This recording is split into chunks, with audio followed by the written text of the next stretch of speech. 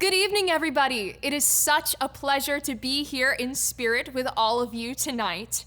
Speaking of pleasure, I have had the pleasure of performing in numerous St. Pete Opera productions, such as The Music Man, Merry Widow, and most recently, our newest holiday production, Holiday Sparkle. However, St. Pete Opera was on my radar long before I stepped on the historic Palladium stage. I first met Maestro Sforzini at a summer camp called Pro Theater Prep. This was a musical theater camp for middle to high school age students, and the maestro was a guest instructor there. Now, I would come back every summer, and the maestro would always remember me, but he didn't remember my name.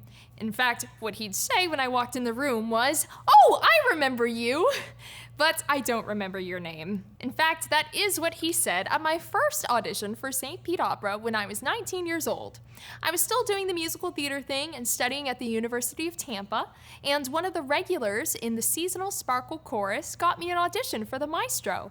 And when I walked through those doors, I was happy to see that he still remembered me. In fact, he said, "Oh, I remember you, but I don't remember your name." Despite my love of musical theater, I've always had a foot in the opera world. My favorite musical of all time is actually an operetta, or poperetta, rather, The Phantom of the Opera. My St. Pete Opera story actually mirrors that of Phantom's heroine, Christine Daae.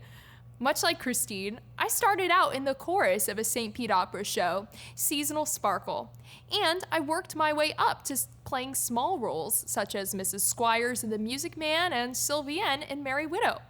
Eventually, I became a featured soloist in our newest holiday show, Holiday Sparkle. I felt like Christine Daae stepping out of the chorus for her big solo in Phantom of the Opera.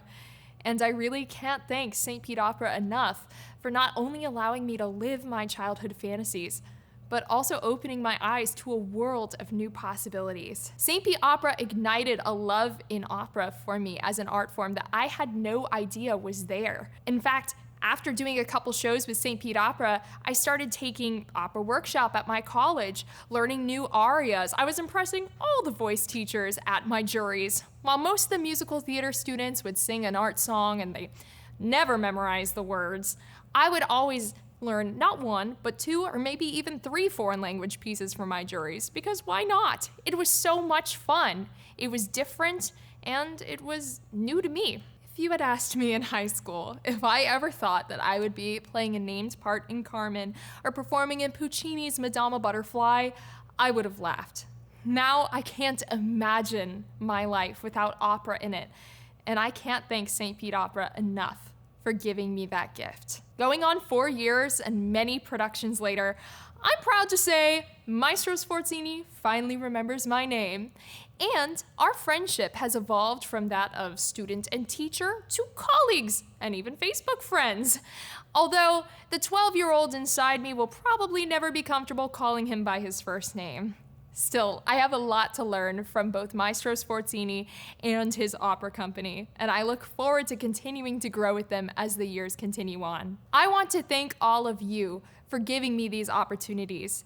It is thanks to artists and opera fans alike, such as yourselves, that I have been able to perform in so many outstanding productions and learn at the feet of the masters. I really cannot thank you enough.